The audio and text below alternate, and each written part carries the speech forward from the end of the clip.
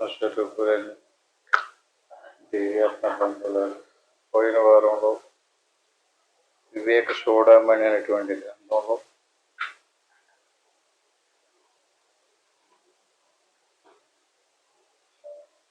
496 శ్లోకం దగ్గర ఆగాను.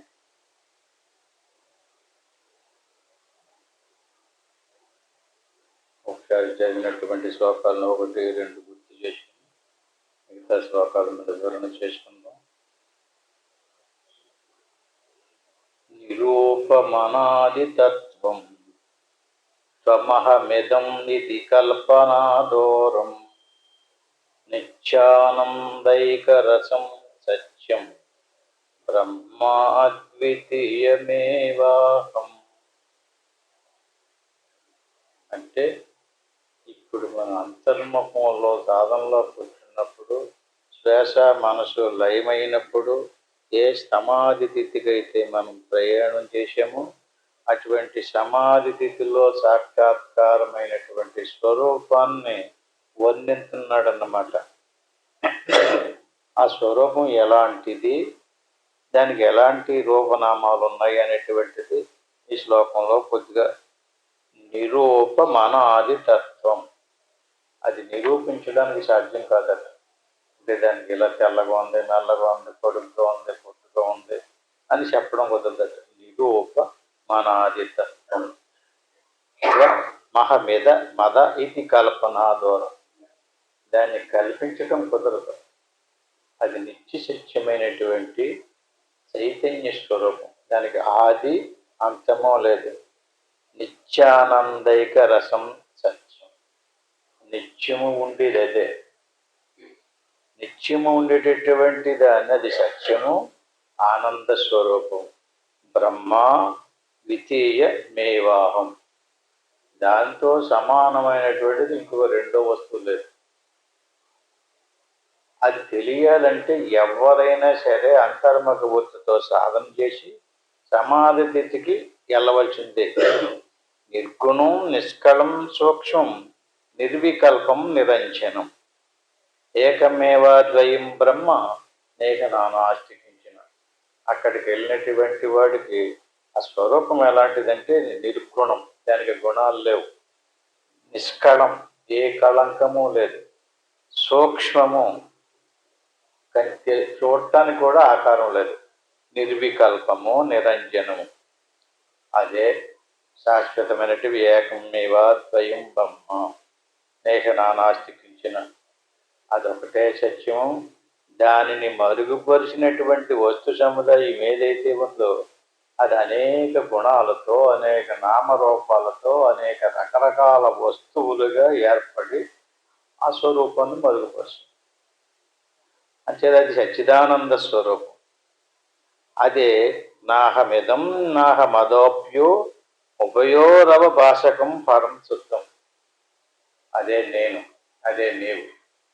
ఈ విశ్వంలో ఉన్నటువంటి సమస్తము ఏది ఉందని కనపడుతుందో దానికి అన్నిటికి లోపల ఉన్నటువంటి ఆ శుద్ధ చైతన్య స్వరూపమే.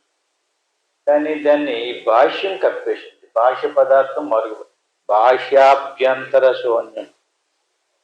ఇప్పుడు దాన్ని దర్శించాలంటే ఏం చేయాలంటే, ఇప్పుడు మన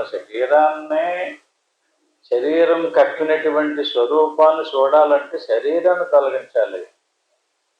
మనసు కప్పేసింది, మనసును తీయాలి. మనసు, బుద్ధి, చిత్తం, అహంకారం కప్పేసింది, అవన్నీ తీయాలి. దాన్నే జ్ఞానేంద్రియాలు, కర్మేంద్రియాలు, అంతరేంద్రియాలు ఇవన్నీ కూడా మరుగుపరిచినాయి. దేన్ని? మన స్వరూపాన్ని. అంటే మన స్వరూపం మనం ఉన్నామని మనకు ఎప్పుడూ తెలుస్తుంది. అది మన ఆత్మస్వరూపమే. కానీ ఆత్మస్వరూపమునందు ఆవరించి మరుగుపరిచినటువంటి వస్తు సముదాయం ఏమో మనకు తెలుస్తుంది. మనం ఉన్నామని తెలుస్తుంది. ఎలా ఉన్నామన్నారనుకోండి, ఇదిగో మధ్యలో వచ్చినటువంటి కర్మ ఫలాన్ని అనుభవించడానికి తెచ్చుకున్నటువంటి ప్రకృతితో తయారైనటువంటి వస్తు సముదాయాన్ని అది మనకు కనపడుతుంది. అది స్థూల రూపంలో ఉంది. స్థూలాది భావ మై కల్పిత భ్రమాహ. ఈ స్థూలంగా కనిపించేటటువంటి వస్తు సముదాయం ఏదైతే ఉందో అదంతా కూడా భ్రమ అంటున్నాడు. అది నిజం కాదు. ఎందుకంటే నిజమైతే ఉండాలి, అది ఉండదు. వచ్చి నిరంతరము పరిణామం చెందుకుంటూ పరిణామం చెంది నశించిపోతుంది. అంచేత లోపల ఉన్నటువంటి మన స్వరూపము నశించడం లేదు, అది శాశ్వతమైనటువంటి చిదానంద స్వరూపం. అంచేత దాన్ని మనం దర్శించాలి, దాన్ని మనం తెలుసుకోవాలి. దాన్ని దర్శించి దాన్ని తెలుసుకుని అదే నేననేటువంటి భావంలో సోహం, అదే నేను, ఇది కాదు అని దృఢమైనటువంటి నిర్ణయం చేసుకుని దాన్ని ఎవడైతే సాక్షాత్కరింపజేసుకున్నాడో అటువంటి వాడికి కర్మలు నశిస్తాయి, వాడు మళ్ళీ జన్మకు రాడు. అలా కాకుండా బయటికి కనిపించేటటువంటి ఉపాధుల్నే మనంగా భావించామనుకోండి, స్థూలాది భావ మై కల్పిత భ్రమ, అంటే మనకి సత్యమైనటువంటి జ్ఞానం తెలియకపోవడం వల్ల ఈ కల్పించబడినటువంటి మనమే కల్పించుకున్నాం అంటున్నాడు. అంటే అజ్ఞానంతో ఉండబట్టి ఈ ఆకారంతో కూడినటువంటి ఉపాధినే మనము అనుకోవడం వల్ల దాన్నే మనం నేను నేను అంటున్నాం. జ్ఞానంలోకి వెళ్ళి మన స్వరూపాన్ని దర్శించినప్పుడు ఇది నేను కాదు, ఇది నేను అంటే ఏమైంది? రెండు స్వరూపాలు ఏర్పడినాయి, ప్రకృతి, పురుషుడు అంటారు. పురుషుడు నిరాకార రూపం, చైతన్య స్వరూపం, జ్ఞాన స్వరూపం, సచ్చిదానంద స్వరూపం. ప్రకృతి నామరూపాలతో కూడుకున్నటువంటిది. సర్వేషు భూతేషు అహమేవ సంస్థితో, నువ్వే కాదు నేనే కాదు, సర్వేషు భూతేషు అన్ని జీవరాశులు అహమేవ సంస్థితో, అహం అంటే నేనున్నానన్నటువంటి ఎరుకు ఏదైతే ఉందో అదే ఆత్మ. అది జ్ఞానాత్మనాంతర్బహిరాశ్రయస్యన్, దాన్ని ఆశ్రయించుకుని ఇది నిలబడి ఉంది. అది లేకపోతే దీనికి నిలబడడానికి ఉనికి లేదు. చేత భోక్తాశ భోగ్యం స్వయమేవ సర్వం, దీన్ని ఉపాధిగా తీసుకుని తనను తాను మరిచిపోయి ఇదే నేను అనుకుని దీనితో కర్మలు చేసి ఆ కర్మలకు సంబంధించినటువంటి ఫలితాన్ని భోక్త అనుభవిస్తున్నాడు. భోక్తాశ భోగ్యంచ స్వయమేవ సర్వం, స్వయంగా తనే కల్పించుకుని తనే దాన్ని సృష్టించుకుని తనే దాన్ని అనుభవిస్తున్నాడు. ఈ రకంగా అనాది నుంచి యజ్ఞదష్ట మిదం దయాపుర, ఈ రకంగా నువ్వు లోపలికి వెళ్ళు, నీ స్వరూపాన్ని దర్శించుకో, నిన్ను నువ్వు చూసుకో. అప్పుడు ఏది నువ్వు కాదో నీకు తెలిసి వచ్చిందనుకోండి, అప్పుడు నీకు ఆత్మజ్ఞానం కలుగుతుంది, ఆత్మానుభూతి కలుగుతుంది. ఎక్కడైతే ఆత్మానుభూతి కలిగిందో, ఆత్మసాక్షాత్కారం కలిగిందో, ఆ ఆత్మసాక్షాత్కారపు జ్ఞానం వల్ల కర్మలన్నీ నశించిపోతాయి. జ్ఞానాత్మనాంతర్బహిరాశ్రయస్యం, జ్ఞానం కలగలేనంతసేపు కర్మఫలాలు నశించు. కర్మఫలాలు నశించాలంటే జ్ఞానం కలగాలి, జ్ఞానం కలగాలంటే ధ్యానం చెయ్యాలి. శ్రేయోహి జ్ఞానమభ్యాస జ్ఞానాధ్యానం విశిష్యతే, భగవద్గీత. నీకు శ్రేయస్సు కలగాలి అంటే, మోక్షం కలగాలి అంటే ఏం చెయ్యాలి? శ్రేయోహి జ్ఞానమభ్యాసత్తు, జ్ఞానం గురించి తెలుసుకో.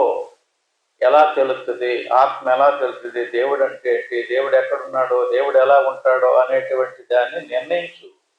శాస్త్రాన్ని పట్టుకో, గురువును పట్టుకో.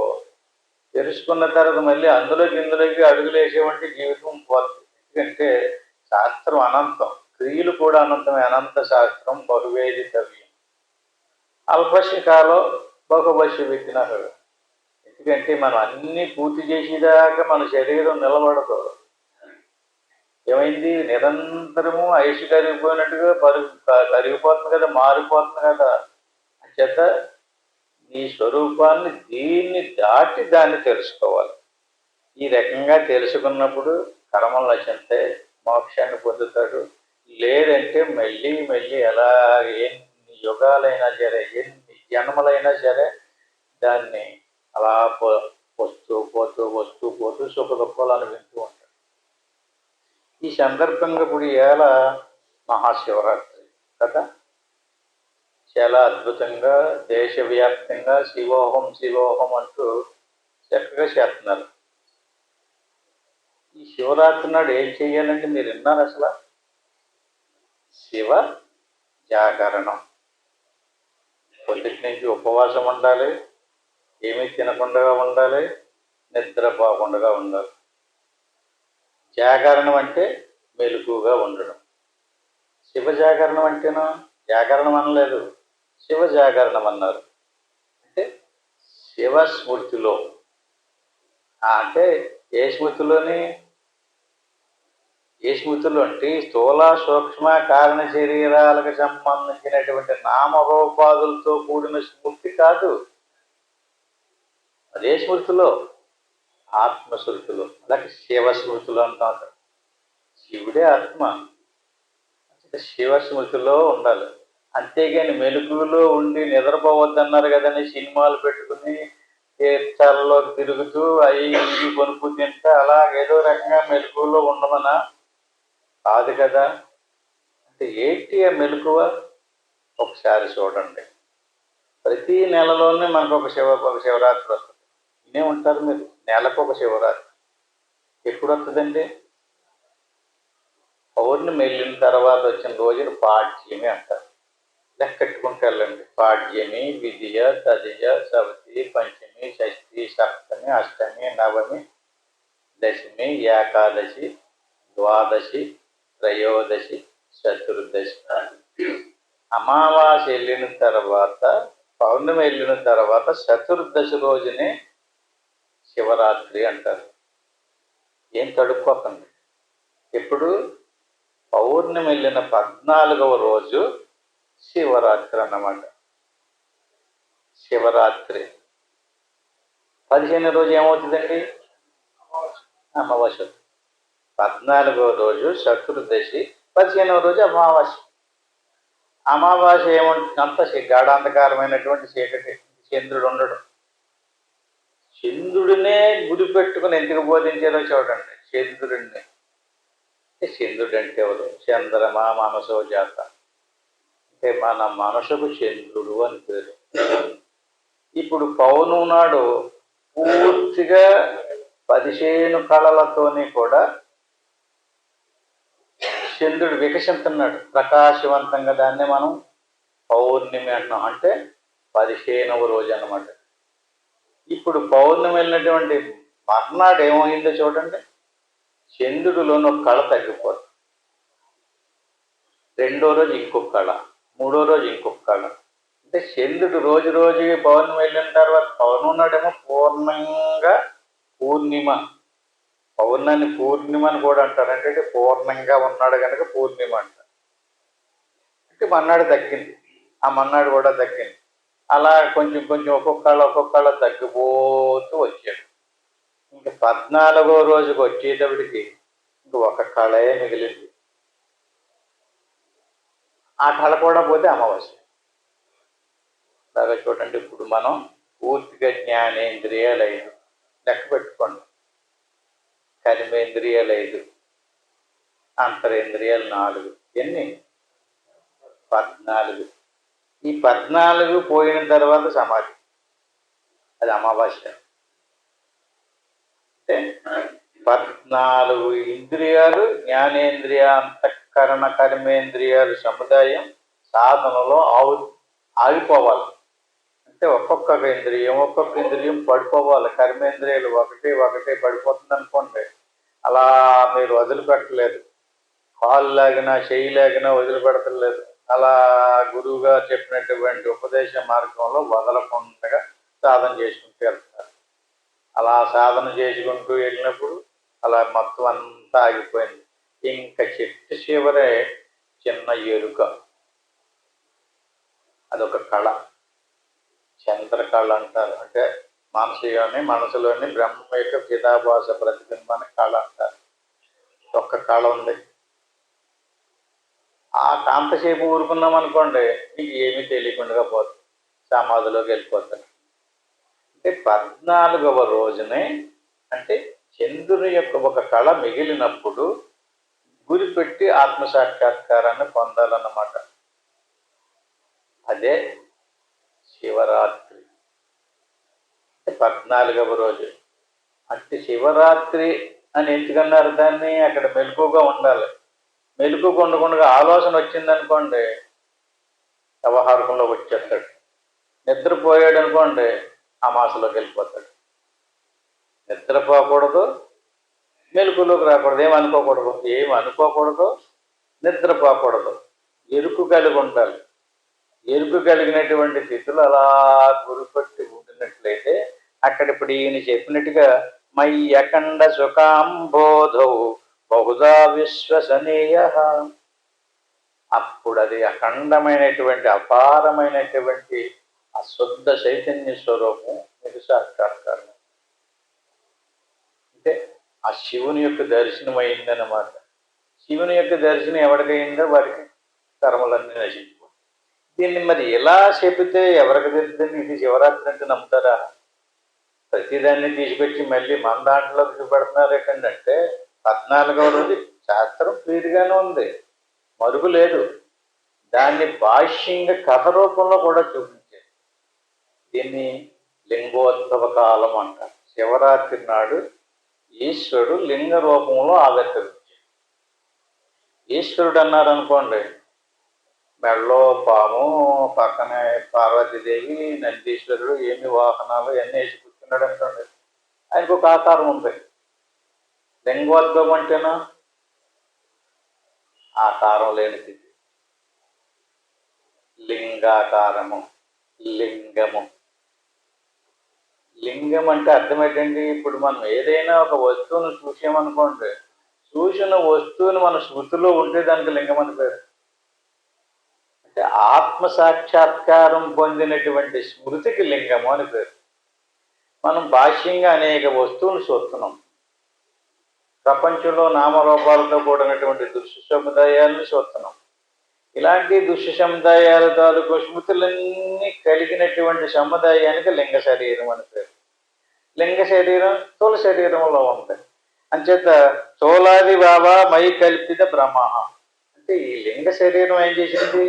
ఈ స్థూల శరీరాన్ని కల్పించింది. దీనికి నామరూపాలతో ఆకారం ఉంది. ఆకారం లోపల ఉన్నటువంటి లింగ శరీరమే అన్నాయి, సూక్ష్మ శరీరం అంటారు. ఈ లింగము అంటే ఆకారంతో కూడుకున్నటువంటి దానికి ప్రపంచం అంటారు.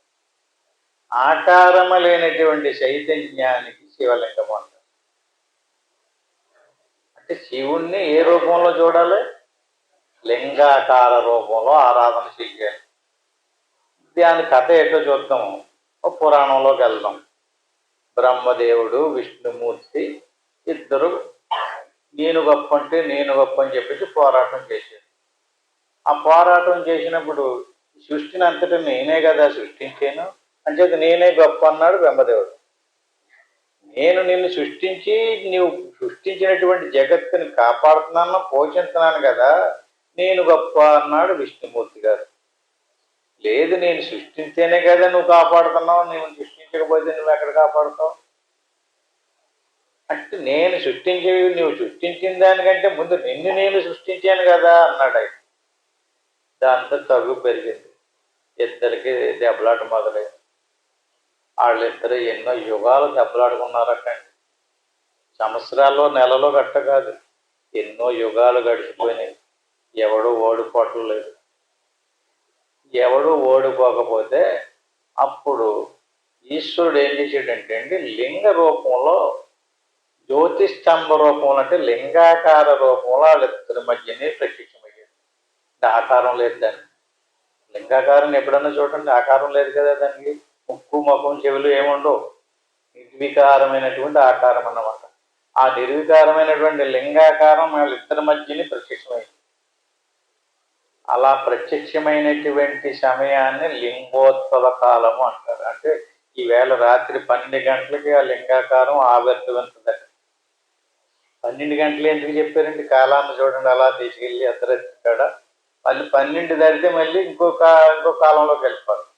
ఈ 12 యువతలు ఇంకో కాలం, సరిగ్గా అర్ధరాత్రి 12 గంటల కంటే అంటే ఆ సమాధి స్థితి అన్నమాట. అక్కడ లింగోద్భవ కాలం, నిర్వికారమైన ఆకారంతో సాక్షాత్కారమైంది. వీళ్ళిద్దరూ ఆగారు. ఆ లింగాకార రూపంలో నుంచి మాటలు వచ్చింది. మీరు గొప్ప అనుకుంటున్నారు కదా, మీరు ఎవరు గొప్ప తేలాలి అంటే, ఈ లింగం యొక్క ఆకారానికి ఆది అంతాలు కనుక్కోమన్నారు. అప్పుడు విష్ణుమూర్తి ఏమో కిందకి దిగాడు, బ్రహ్మదేవుడు పైకి వెళ్ళాడు. పైకి వెళ్ళి లింగాకారం యొక్క పై చూసి రావాలి, ఈ చూసి రావాలి. ఆది అంతము.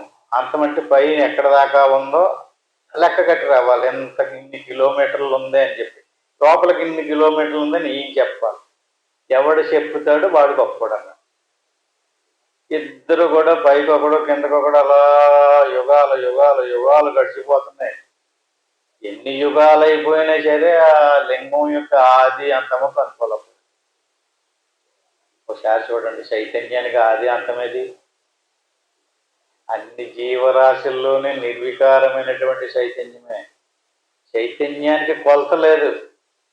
అందుకనే అది బ్రహ్మం, అదే విష్ణువు, అదే రుద్రుడు, అదే పారం జ్యోతి. శాస్త్రాలు అదే శివుడు, అదే విష్ణువు, అదే బ్రహ్మం అని కూడా పొగిడారు. దానికి ఆపాదించారు. ఆ బ్రహ్మమునే, విష్ణువునే బ్రహ్మంగా ఆరాధించు, శివుణ్ణే బ్రహ్మంగా ఆరాధించు. అది జ్యోతి స్వరూపం, చైతన్య స్వరూపం, లింగ స్వరూపం అని కీర్తించారు. ఈ విష్ణుమూర్తి ఏం చేశాడంటే అండి, ఎన్నో యుగాలు గడిచిపోయింది, అబ్బేది మన వల్ల అవదండి, దీన్ని మనం తెలుసుకోలేము, ఇది నిర్వికారమైనటువంటి ఆది అంతము లేనటువంటి స్వరూపం ఇది అని వెనక్కి తిరిగేసాడు. పైకి వెళ్ళినటువంటి బ్రహ్మదేవుడు ఎప్పటికీ అంతం తెలుస్తలేదు, అంచేత నాకు తెలియలేదని చెప్తే నేను ఓడిపోయినట్టుగా ఉంటుందేమో, తెలిసిందని చెప్పాలి. తెలిసిందని చెప్పాలంటే ఎవరు నమ్ముతారు? అంత దూరం వెళ్ళి ఎవడు చూపించాడు అనేటప్పటికి ఆ పైనుంచి ఒక గోవు దిగుతుందట, ఆవు. ఇప్పుడు నువ్వు ఎక్కడి నుంచి వస్తున్నావమ్మా అని అడిగాడు. నేను ఈ లింగమును దర్శించి వస్తున్నాను అన్నమాట. అయితే నువ్వు నెలపు చేయి, నాకు నీకు నేను ఎలా వరాలు ఇస్తాను, నేను చూసానని చెప్పు అన్నాడు. అలాగే మొగల రేకు పువ్వు అంటారు కదా, మొగల రేకు కళ్ళబెట్టుంటారు కదా ఆడవాళ్ళు, ఆ మొగల రేకు వస్తుందన్నమాట. నువ్వెక్కడి నుంచి వస్తున్నావు అంటే నేను శివుని యొక్క ఆ లింగాన్ని దర్శించి వస్తున్నాను అన్నాడు. నువ్వు కూడా నాకు సాక్ష్యం చెప్పు అన్నాడు. వాళ్ళిద్దరినీ సాక్ష్యం వేసుకుని వచ్చాడు బ్రహ్మదేవుడు. సాక్ష్యం వేసుకుని వచ్చి, నేను దర్శించాను, నా మాట నమ్మకపోతే ఇంక యావని అడుగు, ఈ మొగల రేఖను అడగమన్నాడు ఆయన. అప్పుడు ఆవంక చూసి, నువ్వు అబద్ధం ఆడుతున్నావు, అంటే పాపం చేసావు, అంచేది నీ మొహం పొద్దున్నే లేచి ఎవడైతే చూస్తాడో వాడికి పాపం. శాపం పెట్టాడు లింగ రూపంలో ఉన్నటువంటి శివుడు. ఎవరినే? ఆవు ముఖాన్ని ఎవడైతే చూస్తాడో వాడికి పాపం. ఇప్పుడు ఆవు ముఖంతో చూసే నేను అబద్ధం చెప్పి వెనకాల తోకతోటి ఇలాగందండి. అప్పుడు ఆయన ముఖం చూస్తే పాపం వస్తుంది, తోక చూస్తే పాపం పోయి పుణ్యం అవుతుంది అన్నాడు. వరం ఇచ్చాడు ఆవు. ఇక మొగల రేఖని ఎక్కడ ఏ దేవుడి పూజకి పనికిరావు నువ్వు అని ఆవిడకి శాపం పెట్టేశాడు. అప్పుడు బ్రహ్మదేవుడా, నువ్వు ఎంతటి సృష్టికర్త వైద్యుండి అబద్ధం చెప్పావు కనుక, నిజం చెప్పలేదు కనుక నీకు ఎక్కడా కూడా పూజలు చేయరు, నిన్ను ఎక్కడ ఏ మానవుడు నిన్ను ఆరాధించడు, కలుసుకోవడం అని శాపం పెట్టేశాడు.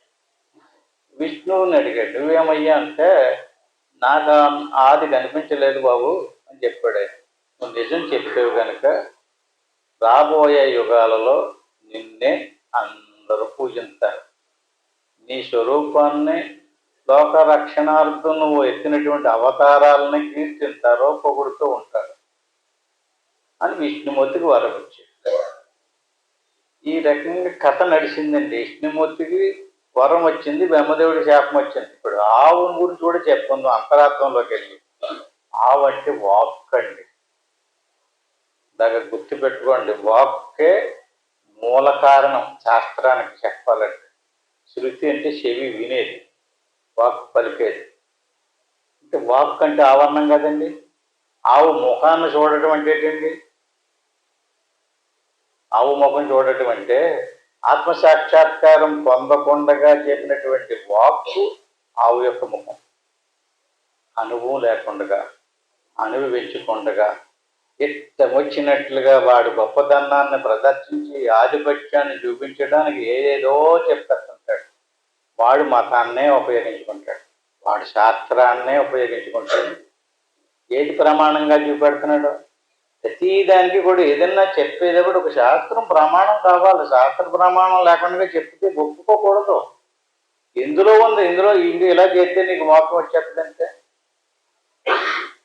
అందుచేత ఈ రకమైనటువంటి వాక్కు, బహిర్ముఖంగా చెప్పినటువంటి వాక్కు దోషపూరితమైంది. ఎలాగా? బహిర్ముఖంగా చెప్పేటటువంటి వాక్కు దోషపూరితమైంది, పాపమవుతుంది, నిజం చెప్పడం. అంతర్ముఖ వృత్తికి సంబంధించినటువంటి వాక్కు తోక, బహిర్ముఖి సంబంధించినటువంటిది శిరస్సు. ఆవికి ఇంకా 2 కొమ్ములు, 4 కాళ్ళు, 4 కనపట్లు, ఇదంతా దానికంతా అంతరార్థపరంగా 4 చనకట్లు, 4 వేదాలు, 4 కాళ్ళు, 4 ధర్మాలు, కర్మకాండ, ఉపాసనకాండ, యోగము, జ్ఞానము అని. అంటే వాక్కులోనే సమస్త శాస్త్రాలు ఉన్నాయి, వాక్కులోనే సమస్త ధర్మాలు ఉన్నాయి. 4 వేదాలు వాక్కులోనే ఉన్నాయి, 4 ధర్మాలు వాకులు ఉన్నాయి. 4 చనకట్లు ఏంటండి ఆవులోని? ఋగ్వేదము, యజుర్వేదము, సామవేదము, అధర్ణ వేదము. భగవద్గీతలో చెప్పాడు, ఆవు సనకట్లు 4 వేదాలు కాదండి. దూడ అర్జునుడు, ఆవు కృష్ణుడట. పాలు తాగించి అంటే మనందరికీ పంచిపెట్టారనమాట. నెయ్యి తీయాలి, వెన్న తీయాలి. ఎందులో ఉంది? జ్ఞానం. ఈ రకంగా ఆవు యొక్క తోక మోక్షాన్ని ఎత్తుంది, నిజం చెప్తుంది. అలా ఏంటంటే ఆ నిజమేంటి? దానికి ఆది లేదు, అంతము లేదు అనే చెప్పడం. అంటే ఈ రకంగా ఆత్మస్వరూపం ఏదైతే ఉందో, ప్రత్యేగాత్మ పరమాత్మ లేకత్మైన బ్రహ్మం ఏదైతే ఉందో దానికి ఆది అంతము లేదు. అది నిర్వికారం. మయి అఖండ సుఖాంబుబోధో, అది ఖండము కాదు, అది పరిమితమైంది కాదు, అఖండమైనటువంటి అపారమైనటువంటి. కొన్ని అది ఆది లేదు, అంతం లేదు కదా. సుఖాంబుబోధో, సుఖస్వరూపం. బయటికి వచ్చేమనుకోండి దుఃఖం, లోపలికి వెళ్తే సుఖం. బయటికి వచ్చేటప్పటికి రకరకాల ఖండాలుగా రకరకాల ధర్మాలు, రకరకాల కల్పనలు, రకరకాల విధి విధానాలు. ఈ రకంగా ఈరోజు శివరాత్రి అంటే శివుని యొక్క నిర్వికార స్వరూపాన్ని దర్శించడం. అక్కడికి దాన్ని ఎలాగాపుతాం? శివుని యొక్క స్వరూపానికి లింగోద్భవ కాలంలో ఉద్భవించినప్పుడు అతనికి ఆ లింగాకారానికి కింద పానకట్టం లేదు. నేను అర్థమైంది మీకు? శివలింగం చూసేదనుకోండి, లింగాకార రూపంలో ప్రత్యక్షం అయ్యాడు. మరి లింగాకారం కింద పానకట్టం ఉంటుంది, ఎప్పుడైనా చూసేది మీరు? పానకట్టం అంటే శివలింగానికి కింద పానకట్టం ఉండదు, ఉంటుందా? ఉంటుంది కదా. మరి ఆ పానకట్టం లేదు. ఆ తర్వాత వచ్చింది పానకట్టం. అంటే మళ్ళీ ఇంకొక పురాణంలోకి వెళ్తే ఆ పానకట్టం ఎలాగొచ్చిందో, ఎప్పటి నుంచి వచ్చిందో దానికి ఇంకొక కథ. ఆ కథ ఏంటంటే, శివుడు దిగంబరంగా బట్టలు ఓడదీసేసుకుని మునీశ్వరులు ఉండేటటువంటి ముని వాటికల్లోకి సంచారానికి వెళ్ళాడు. ఆ సంచారం చేస్తున్నాడు. ఆ మునీశ్వరులు భార్యలందరూ కూడా ఈ మంచి యవనంలో ఉన్నటువంటి శివుని యొక్క నిరాకార రూపం, అంటే బట్టలు లేకుండా దిగంబర రూపం. ఆ దిగంబర రూపాన్ని చూసి మునీశ్వరులు భార్యలందరూ మోహించి ఆయన కూడా పట్టారు. వీళ్ళందరూ ఇలా దండ కింద ఆయన కూడా పోతున్నారని చెప్పేసి మునీశ్వరులందరూ కూడా భక్తులు ఆడంకాలు పట్టారు. ఏం జరిగిందంటే అది చూశారు. అది వాళ్ళకి నచ్చలేదు. ఈడెవడు పిచ్చోళ్ళగా ఉన్నాడు, ఈడెవడు అవధూత అంటే, ఎందుకంటే ఇలాగెవడు తిరుగుతాడు, అందుకని నువ్వు ఇలా తిరగకూడదు అని చెప్పిన చేత అతను వినిపించుకోలేదు. అప్పుడు నీ యొక్క పురుషాంగం తెగి నేల మీద పడిపోవుగాక అని మునీశ్వరులందరూ ఏకకంఠంతో చెప్పించారు. అప్పుడు ఇంకా అతను శివుడు కదండి, పడిపోలేదు. అప్పుడు వీళ్ళందరూ ఏకమే కర్రలుచుకుని అతను శివలింగాన్ని కిందకి రాలగొడిచారు. అప్పుడు ఆ శివుని యొక్క లింగం అంటే పురుషాంగం నేల మీద పడిపోయింది. నేల మీద పడిపోతే శివుని యొక్క లింగం నేల మీద పడకూడదు అని చెప్పి పార్వతీదేవి ఏం చేసింది, వెంటనే ఆవిడ యోనిని పెట్టి ఆ లింగం యోనిలో పడేలాగా దోషి పట్టింది. అంటే లింగం యోనిని పెట్టింది. అప్పుడు ఈ లింగం ఆవిడ యొక్క యోనిలో పడుతుంది. అప్పుడు ఈ కింద యోని పైన లింగం, ఇది ఒక ఆకారం వచ్చింది. యోని లింగము రెండో కలిపి. అప్పుడు ఇతను శివుడు అని తెలిసింది. అయ్యి బాబోయ్, మేము పొరపాటు చేసాము, మిమ్మల్ని చెప్పించాము, పైగా లింగాన్ని నిలగొట్టేశాం, అంచేది మీకు శివుడు రూపంలోనూ పార్వత రూపంలోనూ మాకు దర్శనం ఇవ్వద్దు, మాకు మోక్షం రావాలి అంటే ఇప్పుడు ఏ రకమైనటువంటి లింగ రూపంలోనూ యోని రూపంలోనూ ఉండినటువంటి ఆకారాన్నే శివలింగాకారంగా ఆరాధన చేసేటట్టుగా మాకు వారు ఇమ్మన్నారు. ఇదే స్టాండర్డ్ చేయలేదు. అప్పుడు మునీశ్వరులు అందరూ కూడా ఆమె యోనిని ఈయన లింగాన్ని కలిపి శివలింగము అంటే కింద పానగట్టము పైన లింగము. చూడండి, శివలింగాన్ని ఎప్పుడైనా సరే కింద పానగట్టము శ్రీ పార్వతీదేవి యొక్క యోని, లింగం శివుని యొక్క లింగం.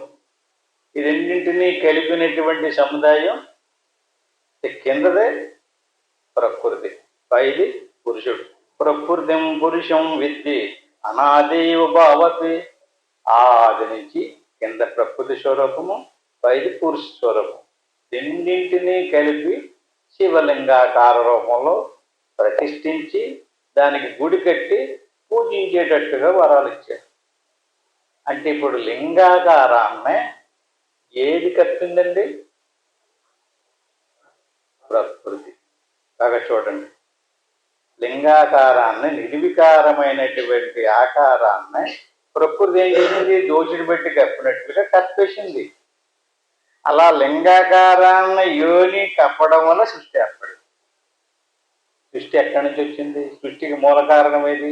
ఈ రెండే మూల కారణం జగత్తంతటికి కూడా. ఈ రకంగా ఆ తర్వాత కాలంలో ముందేమో లింగోద్భవ కాలం, ఇక్కడ శివలింగావిర్భావం. ఈ రెండు కథలని పురాణాల్లో చెప్పారు. ఇది శివుని యొక్క ఈ పురాణాల్లో చెప్పిన ఈ కథలు ఆలకింటే అది మోక్షం వస్తుందండి. మోక్షం వస్తుందంటే అంతరార్థం తెలియాలి. ఇప్పుడు చెప్పండి, ఏది లింగం? ఏది? ఆత్మ. ఆత్మని మరుగుపరిచింది ఏది? విన్నారు ఎక్కడన్నాను? మాయ. చైతన్య స్వరూపమైనటువంటి పరమాత్మని మరుగుపరిచినటువంటిది మాయ. మాయ ఆవహించింది. అది మాయని తొలగిస్తేనే కానీ లోపల ఉన్నటువంటి పరమాత్మ ఆ లింగాకారం కనిపించదు. మాయని తొలగించాలి. అదే మాయా విద్యలు మనలో కూడా ఉన్నారు. మనలో ఎక్కడున్నారండి? మనలో ఉన్నటువంటి ఆ పరమాత్మ యొక్క అంశము ప్రత్యేగాత్మ. మరి మాయ యొక్క అంశము అవిద్య. ఇక్కడ మనం కెమిస్ట్రీలోకి వెళ్ళి పరమాత్మను దర్శించాలంటే మాయను తొలగించాల్సినటువంటి పని లేదు. అది మన వల్ల అవ్వదు. మనలోకి ప్రయాణం చేసి అంతర్ముఖ వస్తువులో అవిద్యని ఎవడైతే దాటుతాడో వాడు ఆత్మ సాక్షాత్కారం పొందుతాడు. ఆత్మకి పరమాత్మకి భేదం లేదు. ఈ ప్రత్యేగాత్మ పరమాత్మ ఏకత్వానికి బ్రహ్మము అని పేరు. అంచేత నువ్వెవరు? బ్రహ్మానివే. అంటే ఉత్తుత్తు మాటలు చెప్పకుండా అవిద్యను దాటి ఆత్మసాక్షాత్కారం పొందాలి. అవిద్య అన్నాం. అవిద్య అంటే ఏంటండి? సంకల్ప వికల్పాలతో కూడినటువంటి మనస్సే అవిద్య. ఏ సంకల్పము లేకుండా మనసు తాగిందనుకోండి, అప్పుడు అవిద్య పోయినట్టు. ఇప్పుడు మనం సంకల్పిస్తున్నాం. సంకల్పించేటప్పుడు బుద్ధి నిశ్చయించాలి. సంకల్పించినటువంటి విషయాన్ని వెంటనే నీకు ఏదన్నా గుర్తుకొచ్చినప్పుడు లేచిపోవు, కొంచెంసేపు ఆలోచనతో. సంకల్పం అయిన తర్వాత నిశ్చయం వస్తుంది. సంకల్పానికి నిశ్చయించేటటువంటిది బుద్ధి, సంకల్పించేది మనసు. సంకల్పానికి నిశ్చయానికి మధ్యలో విరామం ఉంది. అదే మన స్వరూపం. అది అఖండమైనటువంటి సుఖస్వరూపం. దాన్ని ఏం చేసింది? మనసు కల్పన చేసింది, బుద్ధి నిశ్చయించింది. అంటే వెంటనే ఒక ఆకారం, ఒక తొడుగు వచ్చేసింది. మన స్వరూపం మనకు కనపడకుండా పోతుంది. చేత మన స్వరూపాన్ని మనం తోలాది భావ మై కల్పిత భ్రమ, ఇదంతా కూడా కల్పించబడింది. ఇది ఒక భ్రమ, నిజం కాదు ఇది. దారోపిత స్వరణేన లోకై కాలే యథా కల్పక వత్సరాయ సర్వాంతదయో నిష్కల్ప నిర్వికల్పే. అంటే ఏ కల్పన లేకుండా, అంటే ఏ ఆలోచన ఆలోచించేవా కల్పన చేసి చేయవలసింది ఏంటంటే ఇంకే ఆలోచన ఉండకూడదు. ఇంకా ఊరికే ఉండు. ఏది కావాలనుకో, ఏది వద్దనుకో, ఏది నిర్ణయించుకో. ఏది నిర్ణయించకుండా ఉంటే నిష్కలము, నిష్కల్పము, నిర్వికల్పమైనటువంటి నీ స్వస్వరూపం నీకు సాక్షాత్కారం. అన్నిటికీ మూల కారణం మన మనసే.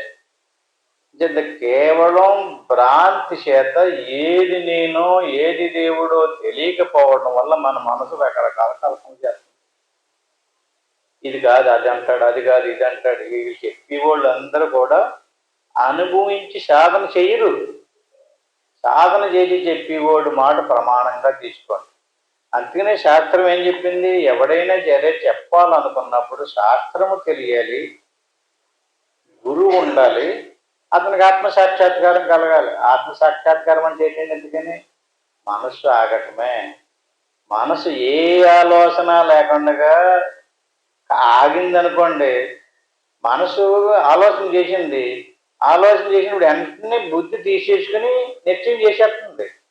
బుద్ధి నిశ్చయించింది అనుకోండి, వెంటనే అహంకారం ఆచరణలో పెట్టేస్తుంది. అహంకారం ఎప్పుడు ఆచరణలో పెట్టేసిందో వెంటనే జ్ఞానేంద్రియాలు కర్మేంద్రియాలు ఓపెన్ అయిపోతాయి. అందుకని మనసుకు ఆలోచించినప్పుడు ఏ ఆలోచన లేకుండా ముందు అక్కడే ఆపేయాలి దాన్ని. అక్కడ ఆపేస్తే కేవలం స్ఫురణ మాత్రంతో, అంటే నేనున్నానన్నటువంటి సుఖ స్వరూపం, ఆనంద స్వరూపం హాయిగా గోచరం అవుతుంది. అక్కడ కల్పన లేదు, దృశ్యం లేదు, దృశ్యరహితమైనటువంటి నిర్వికారమైనటువంటి సచ్చిదానంద స్వరూపం. ఆరోపితం నాశ్రే దోషకం భవే తత్ కదాపి మూడైదు మధ్య దోష దూషిత నాద్రీ కరస్యోష రభూమి భాగం మరీషకారి మహాప్రవాహ. అంటే ఇప్పుడు ఎండమావులలో నీరు అంటాం. ఎండమావుల్లో నీరు గోచరం అవ్వడానికి, కల్పనం అవ్వడానికి ఏది కారణం? అక్కడ ఏదో వస్తువు ఉండాలి కదా, ఆధారం. ఏంటి ఆధారం? ఇక్కడ ఈయన ఏమన్నాడండి అంటే సౌడు భూమి అన్నాడు. ఇప్పుడు మనకు రోడ్డు మీద వెళ్తే సూర్యుని యొక్క ప్రకాశంతో ఎదురుగుండగా ఏదో నీరు ప్రవహించినట్టుగా కనపడుతుంది. అప్పుడు ఈ తార్ రోడ్లు లేవు కదా అప్పుడు. మరి అంచేత ఇసుక తిన్నెలు లేదా సౌడు భూమి, ఆ ఇసుక మీద సూర్యుని యొక్క ప్రకాశం పడి నీరు ప్రవహించినట్టుగా కెరటాలు కెరటాలు కింద కనపడుతుంది. దాన్ని ఎండమావులు అంటారు. ఎండమావులలోని నీరు అంటారు. ఈ ఎండమావులో నీరు రెండు రకాలు. నీరు కనిపిస్తుంది అంటే ఇది లేదని వాదించాడు అనుకోండి, ఈ కళ్ళు పోయినాయా, ఎదురుగుండగా చూడు అది ప్రవహించుకుంటూ వచ్చేస్తుంది నీరు అంటాడు. చూసారు ఎప్పుడన్నా మీరు ఎండమావుల్లో నీళ్లు? కనపడుతుంది కదా. అంటే నీకు చూపు లేదు, నీకు చూపు కనిపించలేదు, అంచేత నీకు కనపడతలేదు అంటాడు. ఎదురుగుండగా కనపడుతుంటే కనపడతలేదంటే ఏంటి నువ్వేమన్నా గుడ్డోడువా అంటాడు కదా. ఇక్కడ ఆ ఎండమావులలో నీళ్లు, ఆ నీటిలో స్నానం చేయడానికని కానీ పానం చేయడానికని కానీ ఈ మృగాలు పరిగెట్టినాయి అనుకోండి, వెళ్ళిపోదు ఎండమావులు పైకి ఇంకా వెళ్ళిపోతుంటాయి. అట్టి మాదిరిగా ఎక్కడో దేవుడు ఉన్నాడు, ఎక్కడో దేవుడు ఉన్నాడు, ఎక్కడో దేవుడు ఉన్నాడు అని చెప్పేసి ఆ దేశంలో ఉన్నాడు, ఆ దేశంలో ఉన్నాడు, ఆ క్షేత్రంలో ఉన్నాడు అని పరిగెడతారు కదా. ఆ ఎండమావులలోని మృగాలట. ఎండమావులలో మృగాలకి ఎంతకాలానికి దప్పుకి తీరదు కదా. ఎందుకని? అక్కడ నీరు నిజం కాదు కదా. అలాగే అక్కడ దేవుడు నిజం కాదు. దేవుడు నిజం కాకుండా మరి నీకైనా కళ్ళుగానే పోనీయే ఇంతమంది జనం పోతుంటేనే. దేవుడు ఉన్నాడని కదా, దేవుడు ఏదో ఏదో ఏదో ఉపకారం చేసేస్తాడని కదా. ఎవరికి చేసేస్తాడని ఉపకారం? నీ శరీరానిక? నీ శరీరం ఎలా నిర్మితమైంది? కర్మఫలాన్ని అనిపించడానికి వచ్చింది. కర్మఫలాన్ని అనిపించకుండా తప్పించుకోవటానికి ఎవడకల్లా అన్న అవుతుందా?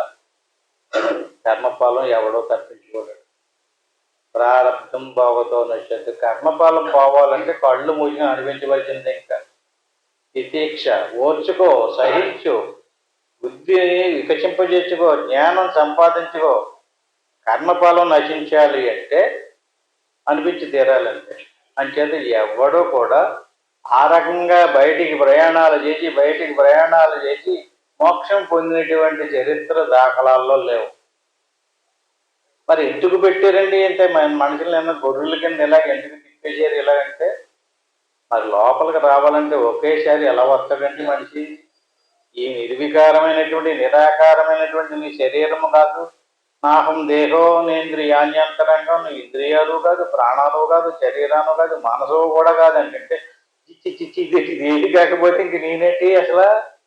ఎలా తెలుస్తుందండి ఆడికి తెలియాలంటే ముందు సవికార సాకార రూపంతో దేవుడిని వర్ణించారు.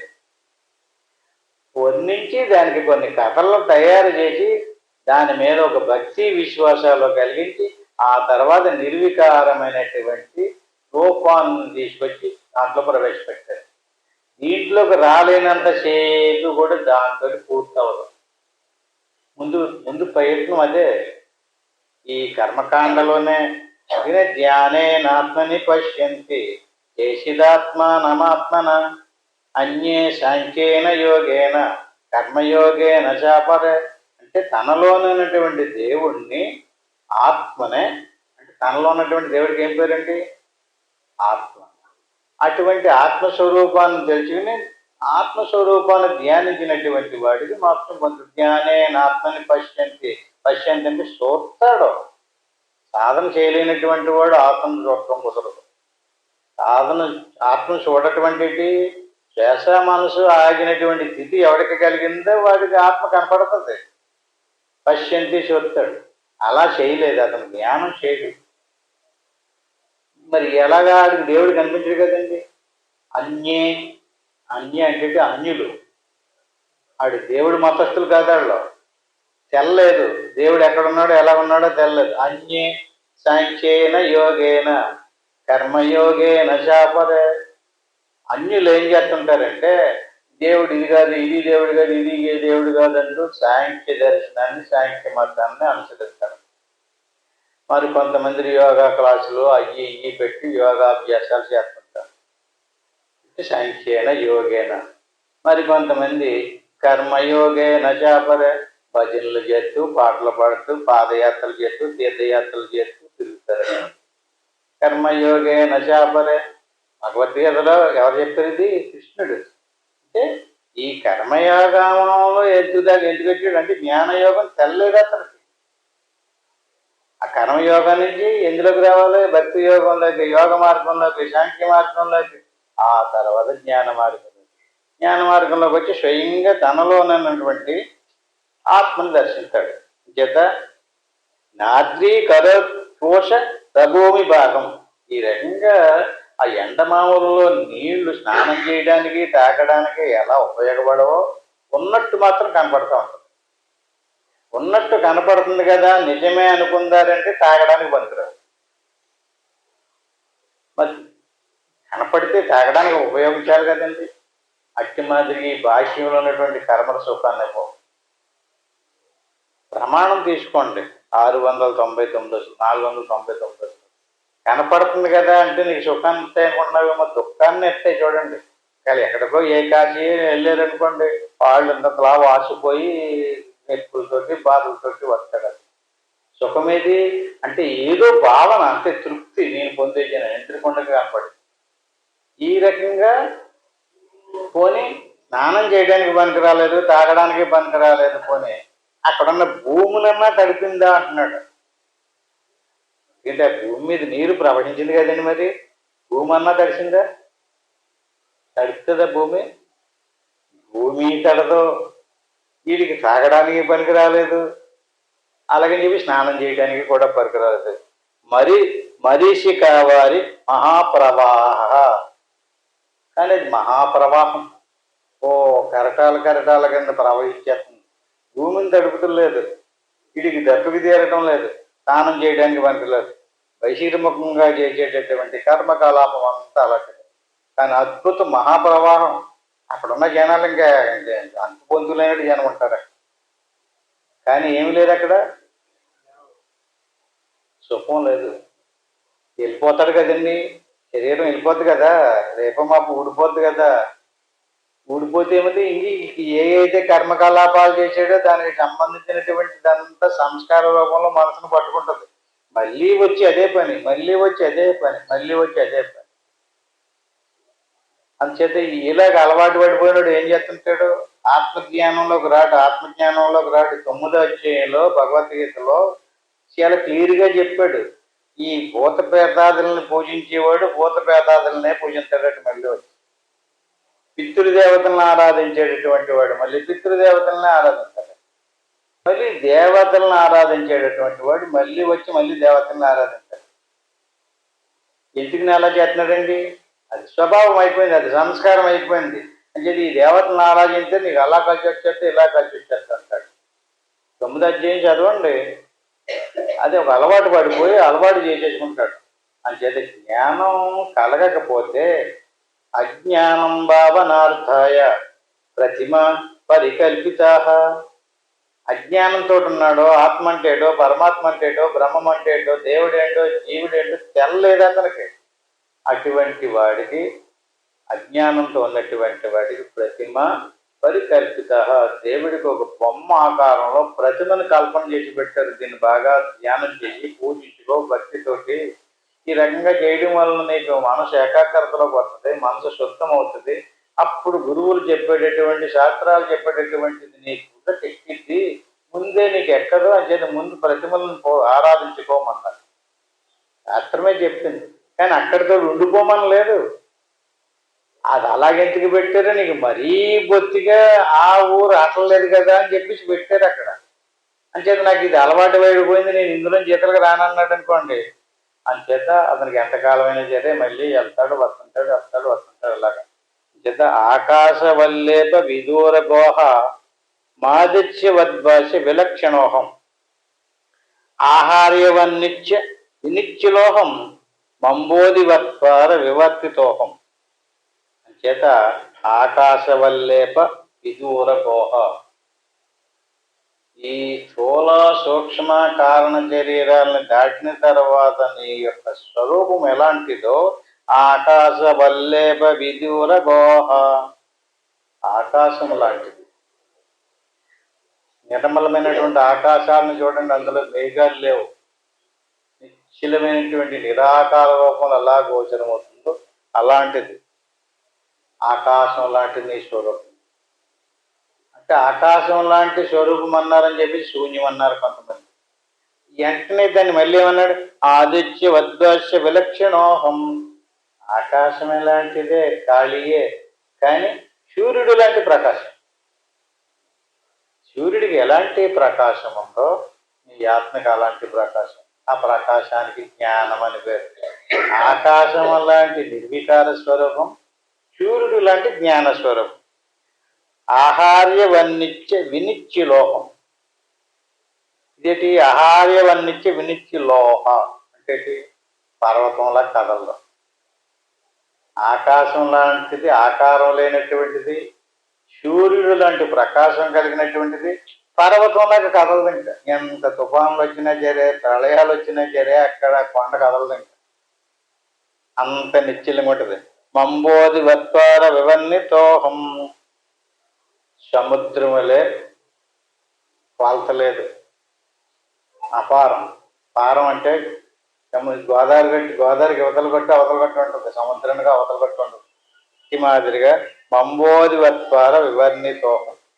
కొన్ని లక్షణాలను వర్ణించారు ఇక్కడ. ఏంటంటే ఆకాశము, సూర్యుడు, పర్వతము, సముద్రము. ఈ స్వరూపం ఎలాంటిది, ఆకాశం లాంటిది.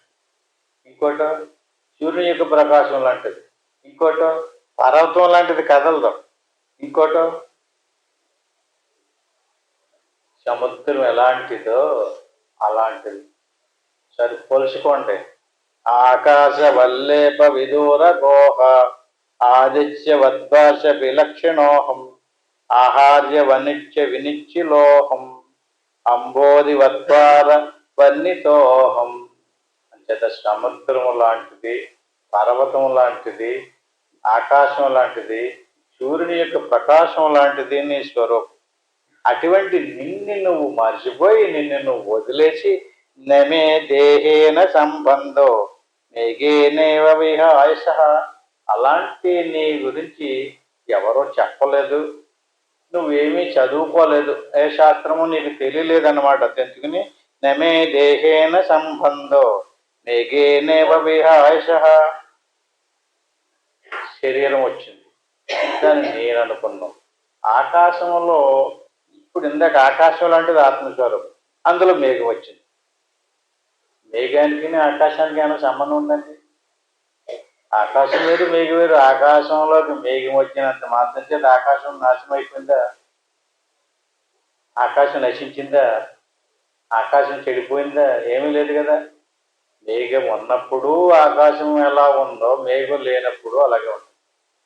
కాకపోతే మేఘం వచ్చి ఆకాశాన్ని కనపడకుండా చేస్తుంది. అట్టి మాదిరిగా నీ దేహం వచ్చి నీ స్వరూపాన్ని కనపడకుండా చేస్తుంది.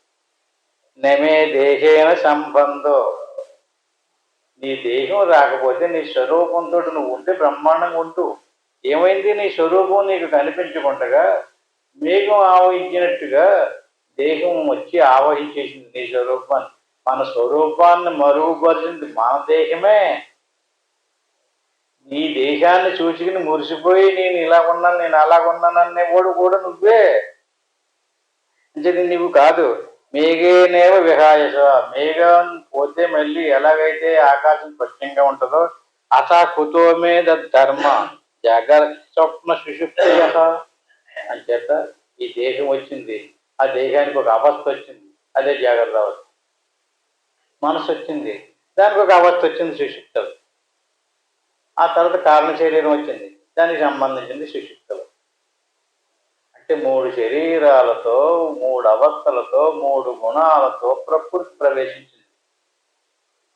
ఈ ప్రకృతి రాక్షసింహాసురుంచైవ ప్రకృతి మోహిని శ్రిత భగవద్గీతలో. బాబు ఇది రాక్షసయ్యా, ప్రతి జీవుణ్ణి మోహింపు చేస్తుంది, భ్రమింపు చేస్తుంది. సత్యం ఎంత చెప్పు, రోజు ఎన్ని రకాలుగా చెప్తున్నామండి. అయినా సరే మళ్ళీ వెంటనే నడున పాదయాత్ర అంటున్నాడు. ఎవరు మాయ చేస్తున్నారండి? ఎవరు? రాక్షసింహాసురించేవి, ఆయన పేర్లు పెట్టాడండి. ప్రకృతికి ఏంటి? రాక్షసి, ఆసురీ ప్రకృతి. మమమాయ దొరచే, దీన్ని ఎప్పుడు దాటలేడు. దీనికి ఒకటే పరిష్కారం, ఏంటది? జ్ఞానం. అంచేత అత కుతోమే ధర్మ, నీ ధర్మాలన్నిటినీ కూడా నాశనం చేసేస్తుంది. నీ స్వరూపాన్ని తెలుసుకోనివ్వకుండా సుఖస్వరూపమైనటువంటి సచ్చిదానంద స్వరూపాన్ని మరుగుపరిచేసి నువ్వు ఎక్కడైనా సుషుప్తియ, నిద్రపోయినాడు ఎలాగైతే ఏమీ తెలియకుండా ఉంటాడు అలా తెలియనోడు కింద అయిపోయావు. నువ్వు చాలా తెలివైనోడు. ఎందుకంటే 84 లక్షల జీవరాశుల నుంచి పరిణామం చెందుకుంటూ పూర్వజన్మలో ఎంతో పుణ్యం చేసుకోవడం వల్ల వచ్చింది మానవ జన్మ. అలాంటి మానవ జన్మకి వచ్చినటువంటి శరీరం దేవుణ్ణి తెలుసుకోవడానికి వచ్చింది. అదే శరీరం దేవుణ్ణి తెలుసుకోకుండా మరిగిపోతుంది. ఎందుకు మరిగిపోతుంది? దాని మీద మనకి అభిమానం పెట్టుకున్నాం. దాని పేరే అహంకారం. అంటే నేను గొప్ప అంటాడు. దానికి యాసమేసి చూపించినంత మాత్రం చేత దేవుడు అవదది. చర్మము రక్తము మాంసము ఎముకలు ఏదైనా అంతే, ఎవరి శరీరం అయినా అంతే. ఇంకా అంచేత ఉపాధిరాయాతి శయేవ గచ్చతి శయేవ కర్మాన్ని కరోతి భుంక్తే శయేవ జీవిని నిష్క్రీతే సదాహం కులాద్రివన్నిచ్చల ఏవ సంస్థిత. శరీరం వచ్చిన తర్వాత దానికి జనన మరణాలు ఉంటాయి, పరిణామం ఉంటుంది, రోగాలు ఉంటాయి. ఎందుకని? శరీరం దేనితో వచ్చింది? కర్మఫలాన్ని అనిపించడానికి వచ్చింది. శరీరం అంటూ వచ్చిన తర్వాత నాకు ఏ రోగం ఉండకూడదు అన్నాడంటే కుదరదండి. సమస్యలన్నీ శరీరంతో. శయేవ కర్మాన్ని కరోతి భుంక్తే, కర్మ చేస్తే వచ్చింది. ఆ కర్మ నశించిపోతే రాదు. కర్మ నశించలేదు, మళ్ళీ కర్మే చేస్తున్నాడు. మళ్ళీ ఆ కర్మ ఫలాలన్నీ పోగొట్టి ఒక శరీరం కింద తయారు చేసి తెచ్చినాయి. ఇప్పుడు మన శరీరాన్ని అర్థంలో చూసుకుంటున్నాం కదా. ఈ శరీరం పూర్వజన్మలు చేసిన కర్మ ఫలాల యొక్క సముదాయం. ఆ కర్మలలో ఎలాంటి కర్మలు చేసామో అలాంటి బాధలు ఉంటాయి. ఒకటి మంచి మంచి కర్మలు చేసాడు అనుకోండి, వాడికి బాధలు ఉండకపోవచ్చు. బంగారం నాడు శరీరం వచ్చిందని. కానీ శరీరం అంటూ వచ్చిన తర్వాత ఎవరికైనా సరే జీవితే ఇది శరీర క్షీణించి నశించిపోతే ఒకేసారి పోదు.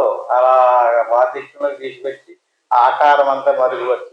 రోగాలు బాధలు అవన్నీ ఉంటాయి. చయేవ జీరి నిష్క్రియతే సదాహం. అలా ఏమవుతుంది? జీర్యతే, నశించిపోతుంది. ఇప్పుడు కర్మఫలాలన్నీ మళ్ళీ పోగొట్టుకుని వెళ్తాను కదండి. మళ్ళీ ఇంకో శరీరాన్ని తయారు చేసుకుని తీసుకొచ్చి సన్నాసి శరీరాన్ని తెచ్చుకోకరా బాబు, శరీరాన్ని తెచ్చుకుంటే మళ్ళీ బాధలు పడాలి. నాకు ఏ బాధలు అక్కర్లేదని మన కోరిక కదా. బాధలు అక్కర్లేదన్నప్పుడు మరి బాధలు ఎలా రాకుండా ఉంటుందో ఆ గురువు తెలుసుకోవద్దా? ప్రతి ఒక్కడికి కూడా దేవుణ్ణి పట్టుకుని నాకు ఆ బాధలు వద్దు, ఈ బాధలు వద్దు అని మొత్తం నమస్కారాలు దండాలో పెట్టేస్తున్నాడు కదా. ఇది బాధలు లేకుండా ఉండాలంటే అసలు శరీరం వస్తేనే బాధలు. అన్నిటికీ మూల కారణం శరీరమే. దుఃఖానికి మూల కారణం ఏదండి? శరీరమే. శరీరానికి మూల కారణం ఏంటి? కర్మలే. కర్మ లేకపోతే నీకు శరీరం ఎందుకు వస్తుంది? మానే కర్మ చేయకు. కర్మ చేయకుండా ఎలా జీవించాలండి? కర్మ చేయకుండా జీవించడం కుదరదు కదా. కానీ నువ్వు అభిమానం పెట్టుకున్నావు శరీరం మీద. ఆ అభిమానాన్ని వదిలేసేసి కులాద్రివన్నిత్యులు ఏవ సంస్థిత. నీకు కులం లేదు, గోత్రం లేదు, నువ్వు అసలు శరీరాన్ని కాదు, సచ్చిదానంద స్వరూపానివి. నీ స్వరూపం తెలుసుకోవయ్యా బాబు. నీ స్వరూపాన్ని తెలుసుకో, ఆత్మసాక్షాత్కారాన్ని పొందు. ఆ ఆత్మకి పరమాత్మకి భేదము లేదు. అదే శివుడు, అదే పరమశివుడు.